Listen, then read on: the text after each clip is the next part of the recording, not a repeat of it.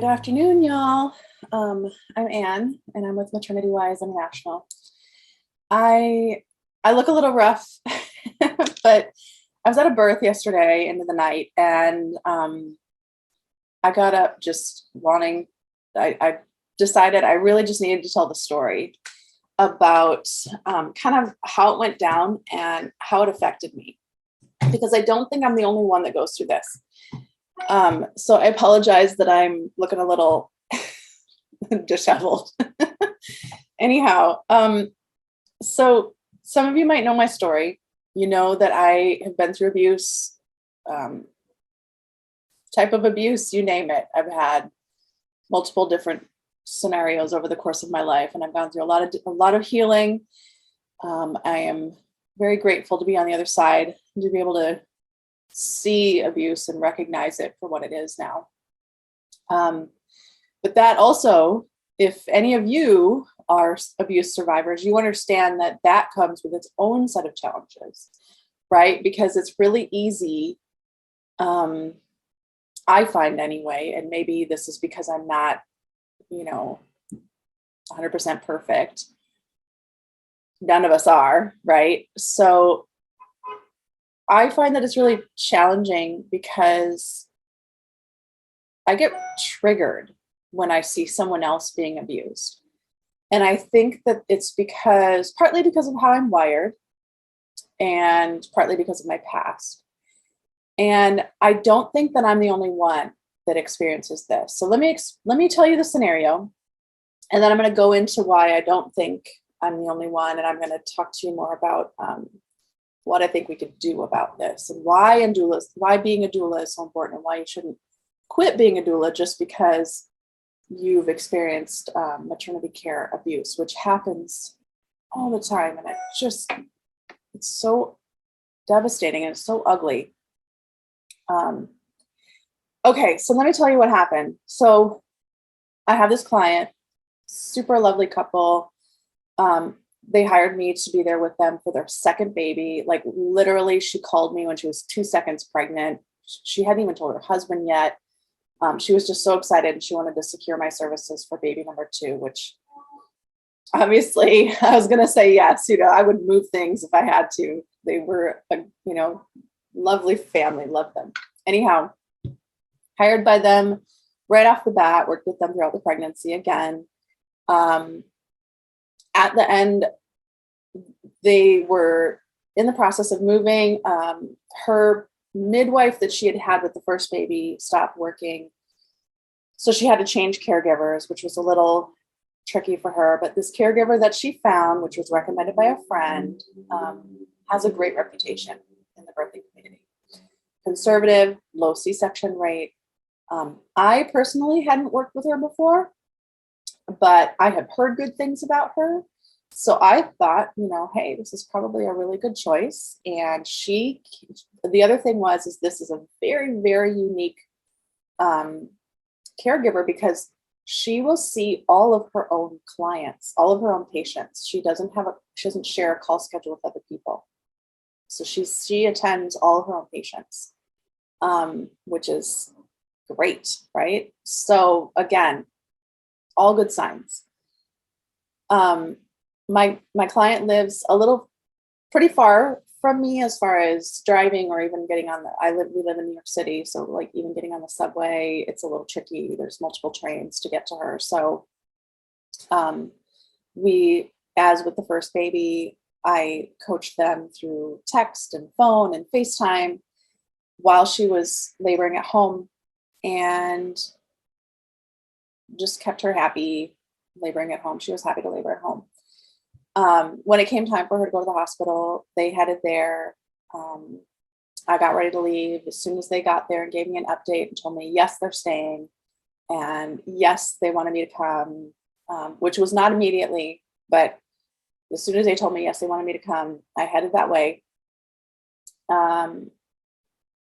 Continued to support them, by phone. Got there, went to introduce myself to the doctor, got out. Hi, I'm the doula. I'm Anne. The doctor, even though she knew I was speaking to her, I was face to face with her. I didn't even get a chance to complete that sentence. She didn't acknowledge me. She turned and started talking to the nurse, completely ignored me. And I was like, okay, no worries. I have dealt with, people like that before, and I was not worried at all. I can sweet talk them. I can, win them over. I'm not worried at all. Well, it continued kind of like that. Every single suggestion that I gave mom, she countered. Every time mom said anything that she wanted to do or anything that she was feeling, the doctor countered with, no, you're not, or that's a bad idea, or you can't do that. She was in the room for the majority of the remainder of the labor that I was there, which is again, unique. And she was there to, I guess, support her, but she was criticizing her and insulting her, literally putting her down, putting her efforts down, patronizing her the entire time, berating her the entire time. And the nurse was shouting at her even. The mom wanted to change positions. They told her not to. At one point in time, because normally I just kind of, my way of dealing with people like that is just, I'm going to talk straight to the mom and I'm going to say, what do you want to do? Let's just do what you want to do. And, they can just fly a kite, whatever mom wants to do, I'm going to help her. And they can deal with it. Like they could just, deal with their problem. Mom's going to do whatever she wants to do. She's not a prisoner. She's not under their control, and they can figure that out by the fact that mom's not listening to them. So we're not doing anything unsafe or anything. I literally just sat mom up in the bed. She wanted to sit up in the bed. They had her on her back and she was super uncomfortable. So I literally sat her up in the bed. She's sitting up. Her hip was hurting her. The nurse started yelling at her that she shouldn't be sitting up, that she needed to be laying back. And this whole time people had been yelling at her and like I said, berating her and insulting her and putting her down, telling her that, like, she was saying that her hip was hurting her and the doctor told her, no, it's not. She said, I think I'm getting a muscle cramp in my thigh. She said, no, you're not. You're just in labor. She's like, no, I really think my leg muscle's cramping up. This is a woman who is very physically fit. She teaches Pilates. Like she knows what she's talking about. She knows her body, and she's saying what she feels in her body. She's in her body. And they're telling her, no, that's not what's happening to you. She was expressing that, her head was hurting at one point and they're telling her, no, it doesn't. It was outrageous. It was literally outrageous the way that they were. It was abusive. Like, I mean, it crossed the line into abusive, the way that they were treating her. Completely discarding any complaint she had and telling her she didn't have that complaint. It was so bad. Anyway, so she sat up and she was shaking a little bit, and she said, and of course she's shaking. She has tons of nervous tension. She's not feeling safe. She's the type of person who really needs a lot of encouragement, positivity, and she's getting the absolute opposite of that. And she looked at me, and the nurse was yelling at her to lay back down, and she can't lay back down. And she looked at me and she said, I think I'm going to throw up. And the doctor said, well, of course you are. You're just sat up. And then she laid back down. She went over, pushed the button on the bed and put her hand on her shoulder and basically pushed her to like lay back down with the bed as the bed was going down. And my client's eyes got big and was just looking at me like, oh my God, what is happening in this room? And her husband's not really saying or doing anything. So, and she ended up snapping at my client ended up snapping at her husband, telling him, rub my hip, and so he's doing what he can do by rubbing her hip. And the midwife, the doctor's telling him, oh, that's not going to do anything. That's not going to help anything. Just getting the baby out is the only thing that's going to help.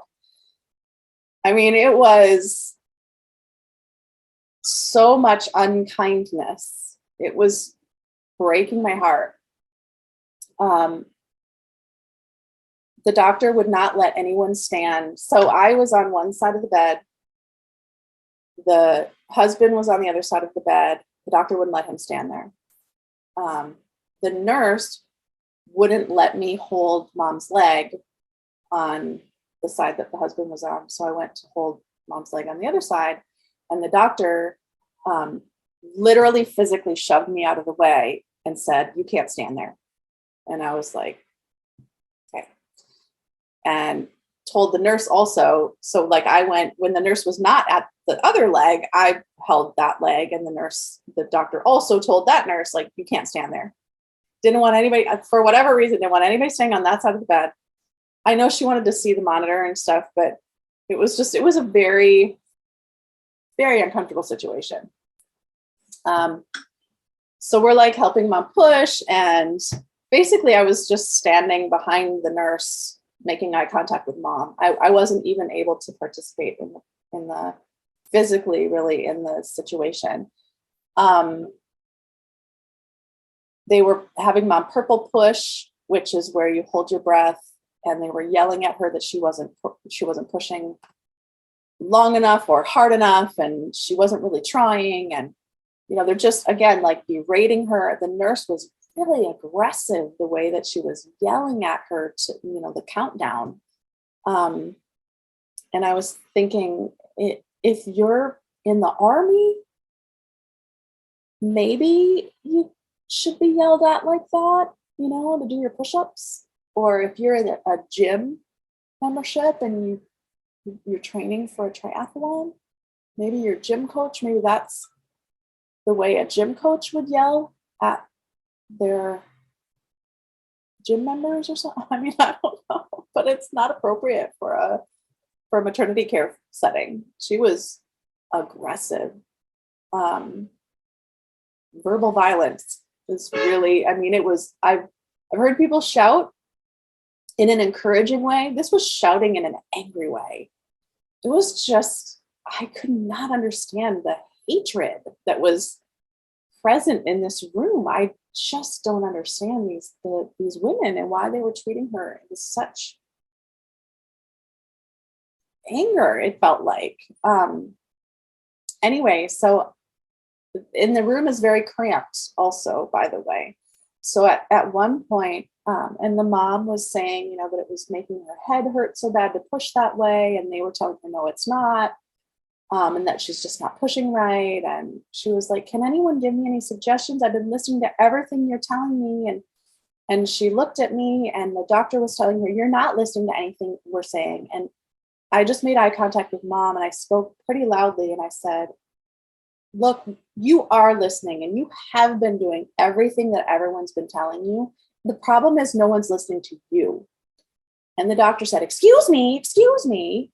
And she got really mad at the fact that I spoke up, and basically went, like this to me, and kind of just like shut me down and didn't want me to say anything more. And my client looked at me, understanding kind of what was going on. And the husband looked at me kind of understanding what was going on. And so he kind of moved over, and I just reached as far as I could and was like stroking her face. And like, that was my fingertips was all that could get to her at that point. And I just was stroking her face as she was pushing. And I said, I was just speaking. I'm shocked that she could even hear me. Honestly, I don't know that she could hear me much at all, if at all. But I was saying, let this go. Just let this go. And suddenly, baby started coming down with birth canal. I think she just needed that affirmation that somebody was there with her, that she was being heard, that somebody was witnessing this abuse, but that she was able to that somebody believed in her, The other thing that was going on was that this doctor was literally on the bed with her arm like this on the mom's fundus, and she's a small lady, but with all her weight on mom's fundus like that, pushing the entire time that we were doing pushing. It wasn't like, oh, there's an indication that mom needs assistance. It was like from the first push, she's up there. And at the same time, with, and I'm watching her muscles bulging on her forearm. She's doing fundal perineum pressure that is so deep. And mom ended up tearing, which it's just, the whole thing was very, very triggering. After I said what I did, the doctor did start to give her some positive feedback. And she did start to make change, which provided the doctor with things to say, I guess. But in the whole, it was a really negative experience. And when that doctor left the room, the mom turned to me and she said, "Oh my God, that was awful." And I just felt so bad for her. And I said, "I wish I could have done more for you." And she said, "There was nothing else you could have done." She said, "What you did by touching my face and acknowledging my experience was more than I could have asked for." And I was just like, I said to her, "I probably could have punched the doctor out for you. Maybe that would have helped." I was like, "I really wanted to." She was like, "Yeah, but who knows who they would have replaced her with." Well, that's probably not the answer either. But seriously though, like, it was such a bad experience. Such a bad experience. And then also shift change happened right at the end. And this beautiful, lovely, I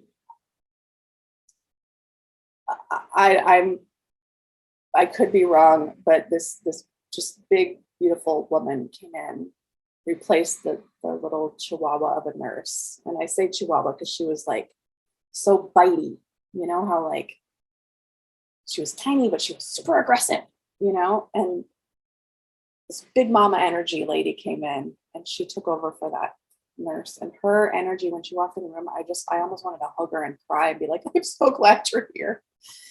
Her energy coming into the room changed the room's environment as well. So that made a difference too. But I took some notes before coming on to talk to you because I wanted to make sure that I stayed on task. So that's how the birth went. And afterward, I cried on my way home, which I don't usually have to cry on my way home from a birth. I mean, I've been doing this almost 30 years, and it's a rare birth that goes that ugly that I feel like I need to cry about it on the way home. But it was pretty bad. So here's what I was talking about earlier. Okay, so doulas, typically the kind of person that becomes a doula, they are usually like empath type people, right? And if you don't know what an empath is, it's EMPATH. Go look it up. It might be you. Okay, you might find some familiarity with that.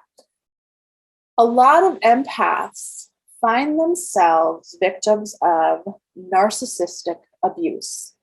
Now, if you don't know what that is, go look that up. If you are in a relationship where, maybe they don't hit you, maybe they don't directly call you names, maybe they don't verbally abuse you to a degree where you feel like, they're swearing at you or whatever, that you could define it as verbal abuse. Maybe you don't quite understand why it is that in your relationship you feel like crap all the time. Maybe you're asking yourself, why does my husband hate me? Sorry, that was my texting. Maybe you're asking yourself questions like, I don't understand why I feel ashamed of myself, or why does my partner, or why does my mom, or why does my boss, or why does somebody else that has, or sister or whoever, somebody that seems to have some measure of authority over me, why do I feel like I can never do right by them? If you have a confusing relationship with someone, and it seems like everyone else in the world treats you with respect, but that one person doesn't seem to, but you can't understand why not, like why you don't measure up with that person, look up narcissistic abuse, because it was really hard for me to understand, but I grew up with narcissistic abuse in my family. So basically programmed to be the supply or the source for a narcissist. Then when I grew up, when you are from a young age, when you grow up with that role, you fit into that role in other relationships in your life. And that's what feels comfortable to you. You don't know that there's something different out there. So then I was in that role in many different relationships in my life until I found myself in a very, very, very, I call him a professional narcissist, a very malignant narcissist, sociopath relationship, which almost caused me to kill myself. It became that bad. That finally, in that relationship, is what broke the curse for me and helped me to see, just how horrible I had been treated, and this cycle that I was not just a victim of, but I was still perpetuating. Okay. I'm not trying to claim a victim card here. I was actually perpetuating that cycle because I was oblivious to it, but I also was enabling. When you are in that situation, you feed the monster. You might not know it. You might not know that's what you're doing, but you're feeding the monster. You're making them worse, right? So, 1 second here. Sorry about that. I had a call come in that I had to answer. Anyway, my point is, that's why I have a piece of paper, right? So I can stay on task. I'm trying, guys. So my point is that you have to do this healing work. You have to, if you are finding that, because a lot of empaths who become doulas, they find themselves, maybe it's not a partner that you're in marriage with, but maybe it's a parent, or like I said, an employer, or God bless if it's a child. You might have a child who is narcissistic. And it's narcissism is a spectrum. Narcissism, it's a spectrum. It's healthy narcissism all the way to, malignant sociopathic narcissism. So you could have somebody who is just, practicing self-care, and there's a self-love narcissism that is protecting themselves, taking care of themselves. And that can be on the healthy end of spectrum. But then there's also the kind that is destroying and destructive of other people and using of other people. Okay, so in the maternity care setting, there are a lot of narcissists. There are a lot of narcissistic abuse situations that you may find yourself in. There's a lot of, so a narcissist uses a lot of tactics to get their way. Okay, gaslighting, which is where you're making a person, telling a person that their reality is not reality. For example, client says that she's getting a headache. Doctor says, you're not getting a headache. Client says, I'm having a muscle spasm. Doctor says, that's not a muscle spasm, right? That's gaslighting, essentially. Manipulation meaning you tell people something in a certain way to get them to agree with you or go along with what you want. Or lying to them. Narcissistic abuse includes a lot of lying, a lot of illusions, a lot of bait and switch. Another thing that happens with narcissistic abuse is bandwagoning. And we see that in maternity care, where it's not just one person coming in and saying,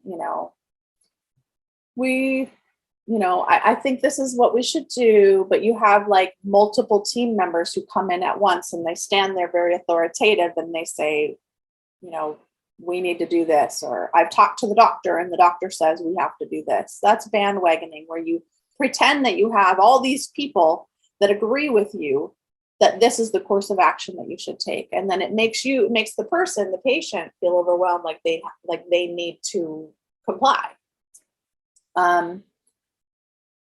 There's just so many, there's so many ways that narcissistic abuse is played out in a maternity care setting. And maybe I can go into that in another post, but I want to address us as doulas with this first, with this post. So first of all, you're not alone. If you go to births and you witness these sort of things and you feel extremely triggered by what you see and what you're witnessing, and you almost feel re-traumatized by the trauma that your clients are experiencing,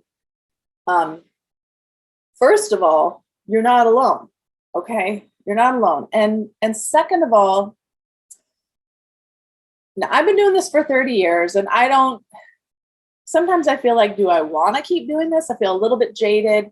Sometimes I feel like, do I want to keep doing this? Because I don't like the feeling when I go through that. And this was a really, really bad one. They're not usually that bad.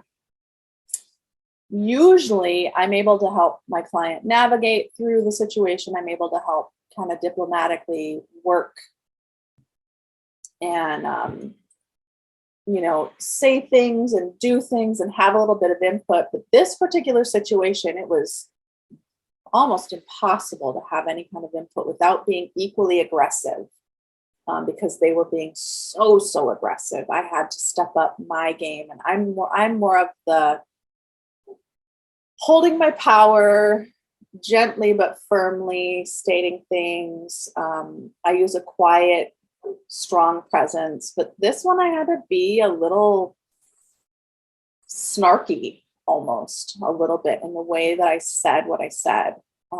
That's not me. That's not how I usually go about doing things. And I feel like it got the message across. She didn't like to hear it. The doctor didn't like to hear it, but I feel like it worked, sort of. I think it was maybe the best thing that could be said in the moment. I was praying and like, please God, help, like, just bring it to me. Tell me what to say, because I was stuck. I was like, this is the worst scenario I've been in ever. Like, I've been in some rough scenarios, but this was I had never been so iced out. And really zero inroads to make any kind of communication with the doctor or the nurse. So usually I can communicate with one or the other, but neither one of them was willing to even make eye contact with me. It was so tough. Even though I was, offering to make help with things, and when, they would drop something, I'd pick it up right away and throw it away for them or whatever. I was being as helpful and as normal, like what I would normally do. No inroads. It was very, very tough. So if you're a newer doula and you haven't experienced a tough birth before and you haven't made it through, you might be questioning, should I keep doing this work? And I want to say, don't give up. Okay. Yeah, you're going to have some doozies. Sometimes the births you go to are going to be really triggering and they're going to suck and you're going to hate it. But don't give up. The reason why I say don't give up is because, you are sensitive. There's a reason why you're in this work. And you are very sensitive. And especially if if you've recovered from abuse yourself, you recognize abuse where other people might not.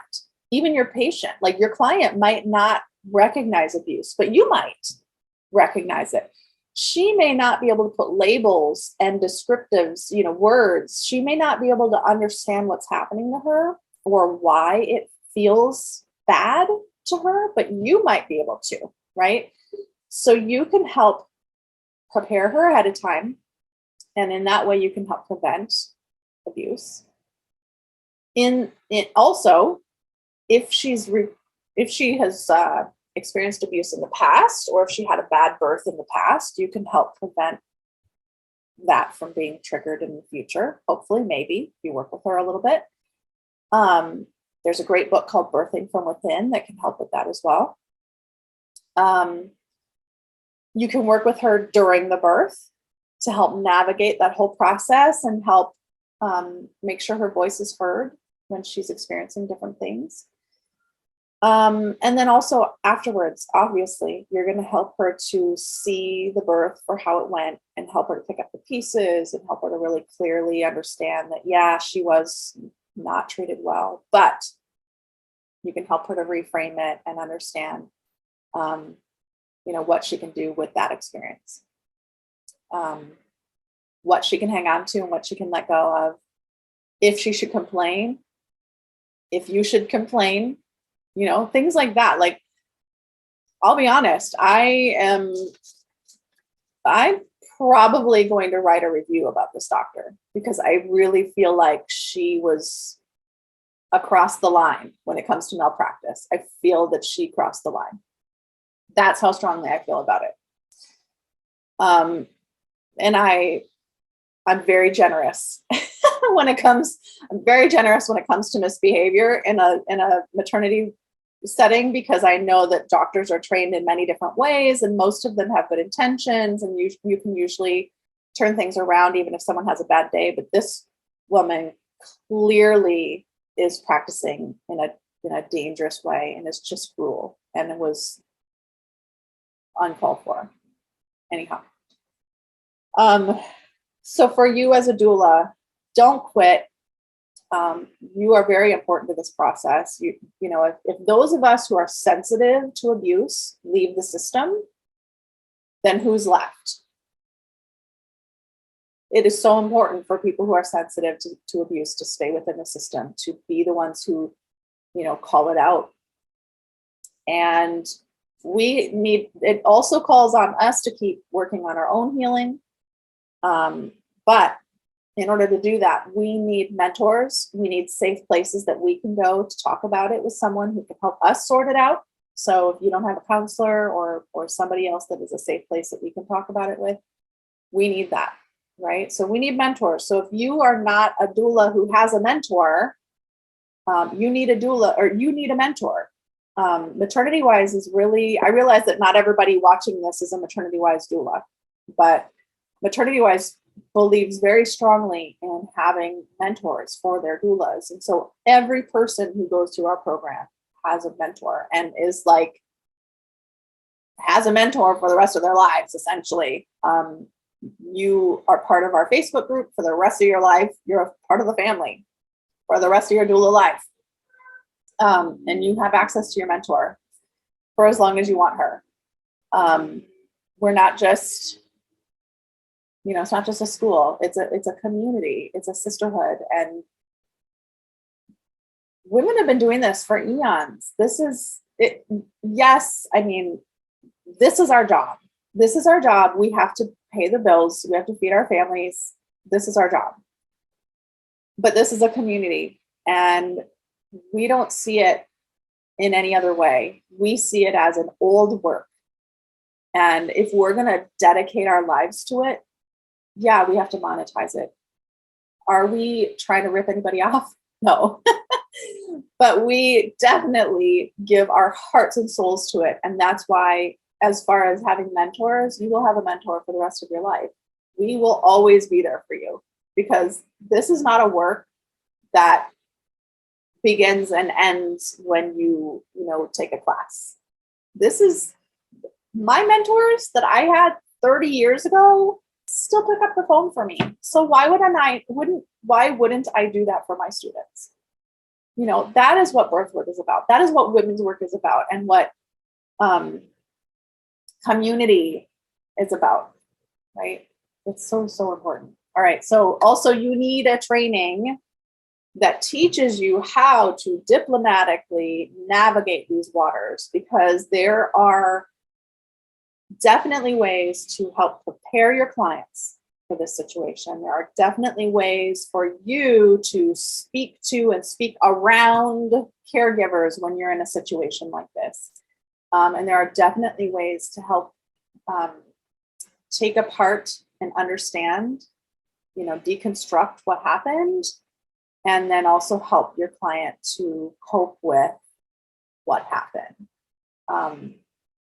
And then, knowing who in the community to send her to if there's resources that she needs beyond what you can help her with. This is a really big deal. First of all, we want to prevent abusive interactions when it comes to maternity care, but also this whole ignoring women and ignoring their symptoms, ignoring their complaints. This is one of the big reasons why women are dying. And it happens more often to Black women than it does to white women. It happens more often to women of color, Indigenous women, we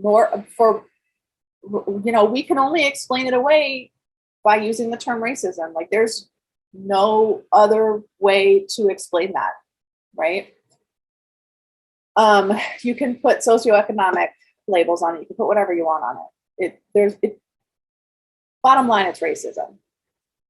So how do we navigate that? How do we help prevent that, right? And a big part of it is making sure that those birthing people are heard, that they are not being abused and neglected during the birthing process. And you just have to be trained well. You have to be trained properly in order for that to happen, right? In order for you to have an impact.